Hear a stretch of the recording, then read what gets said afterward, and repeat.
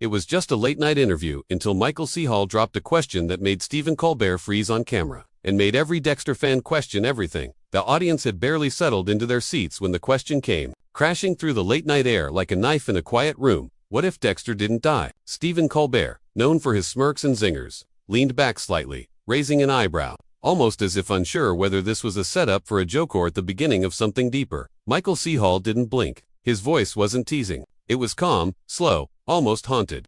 And for a moment, the entire theater seemed to pause with him. No one expected the man who brought America's favorite serial killer to life to dig up Dexter Morgan's ghost. Not now. Not after all these years, but that single question posed not just to Colbert, but to the millions still clinging to the memory of Dexter's finale cracked open a vault. Hall had long kept locked. The crowd was used to actors promoting their projects, deflecting drama with charm, spinning anecdotes for applause, but Michael wasn't doing that. What followed was an a press tour moment. It was a confession. Sometimes, he said, I lie awake and wonder what I would have done differently if we had chosen another ending. And with that, the entire conversation shifted. Colbert, to his credit, dropped the comedy routine. Gone was the smirk, replaced by genuine curiosity. This wasn't going to be a punchline interview. This was a reckoning.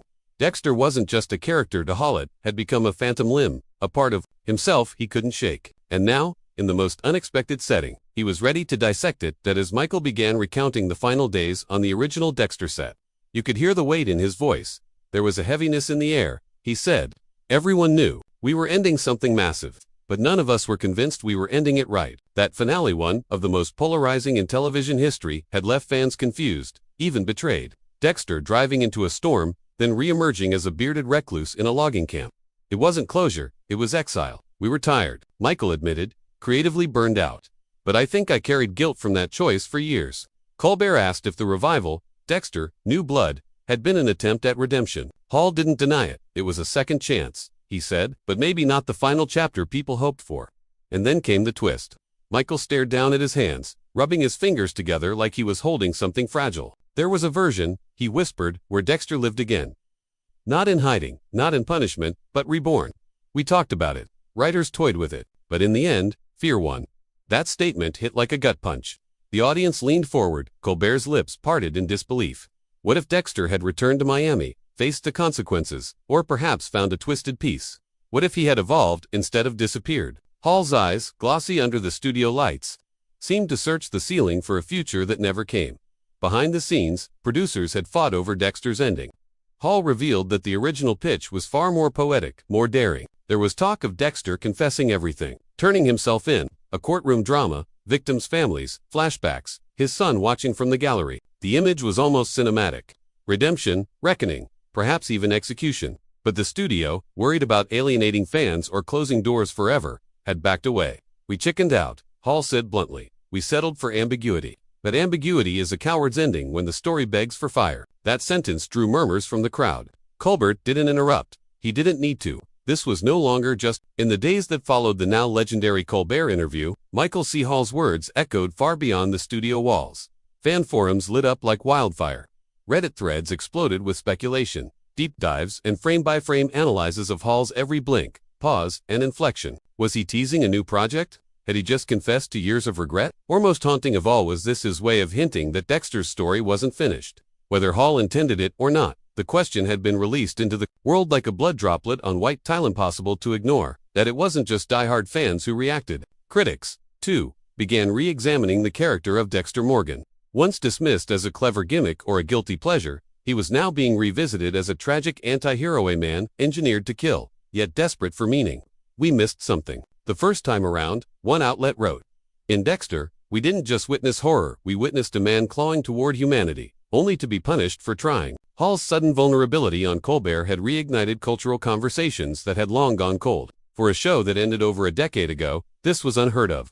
But then again, Dexter was never just another show, and Hall wasn't just another actor. For 8 seasons, he embodied a character who lived by a code and wrestled with darkness. Yet what many fans hadn't known until that moment with Colbert was how much of himself Hall had poured into Dexter. Off-screen, Hall had battled cancer. On-screen, Dexter battled inner demons. The parallels were subtle but undeniable.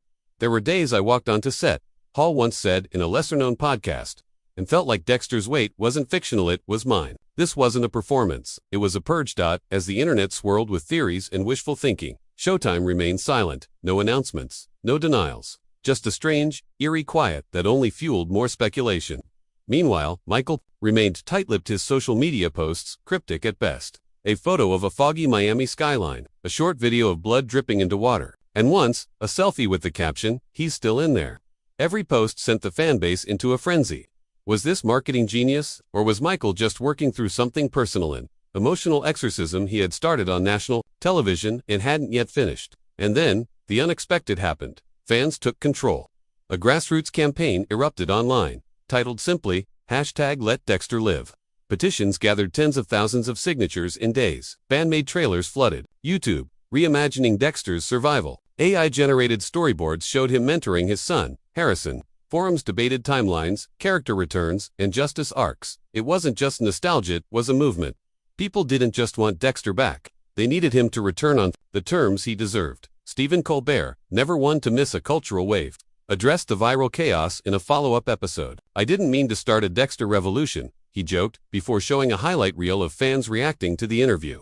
But then his tone shifted.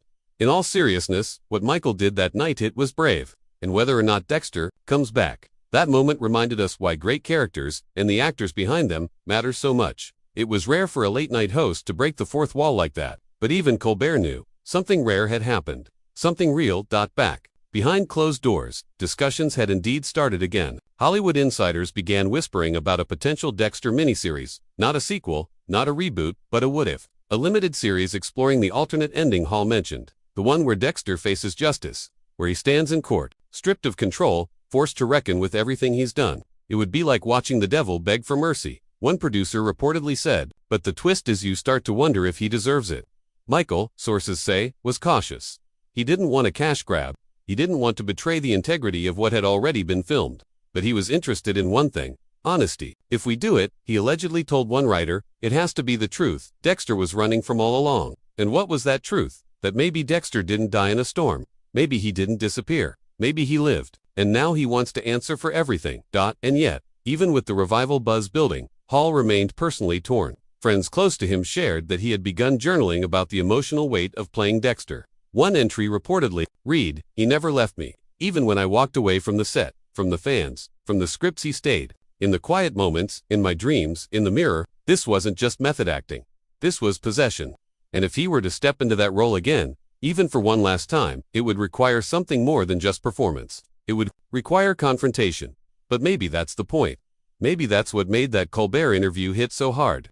For the first time, the mask slipped.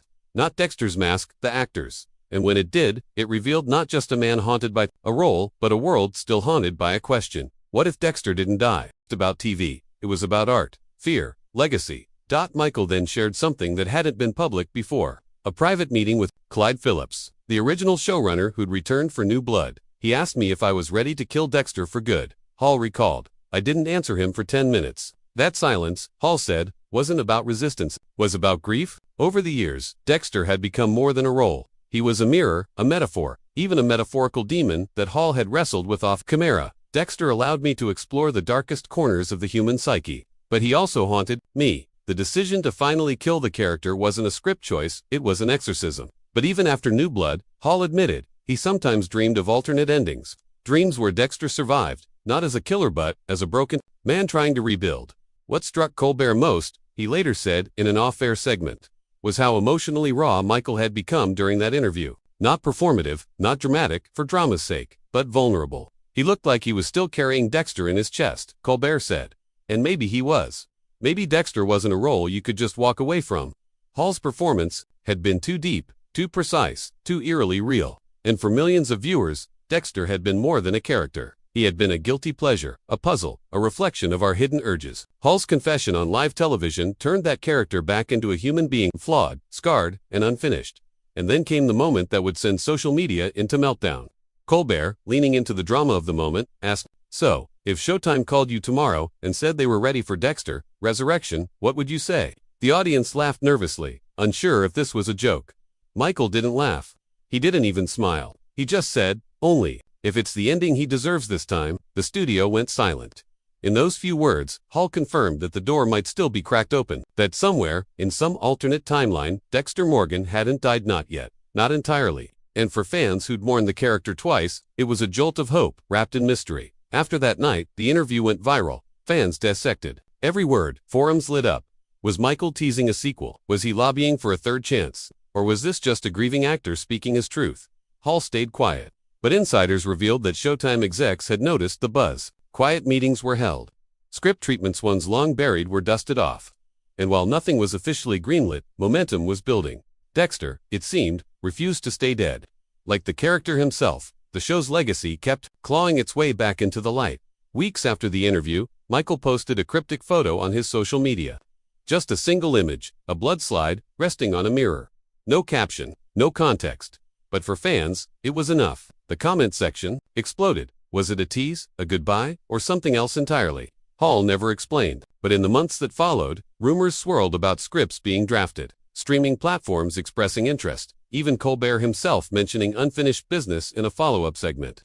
The lines between reality and fiction were blurring again, and for the first time in years, Dexter felt alive. In the end, the question Michael posed, what if Dexter didn't die, was more than hypothetical. It was a challenge. To himself, to the industry, to the fans. It was a reminder that some stories don't end cleanly, some characters are too complex to kill, and some questions, once asked, can never be unasked. MichaelCHall didn't just reflect on Dexter that night, he resurrected him, not with blood or knives, but with honesty. And in doing so, he reminded everyone watching that sometimes, the most dangerous thing isn't a killer with a code. It's a man with a question he can't stop asking.